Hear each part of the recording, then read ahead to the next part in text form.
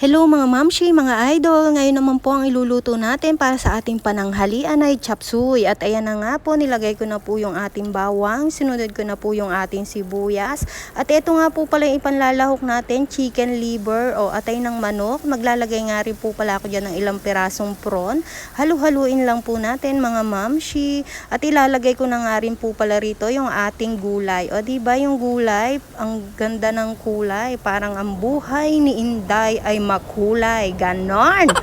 Sunod ko naman po nilagay dyan yung ating repolyo. Ayan, halu-haluin lang po natin mga mamshi. O diba, napakasimpleng ulam pero napaka-healthy po na ito. Ayan, halu-haluin lang po natin at lagyan po natin ng ating mga pampalasa, chicken powder, paminta. At naglagay nga rin po pala ako dyan ng ating konting tubig.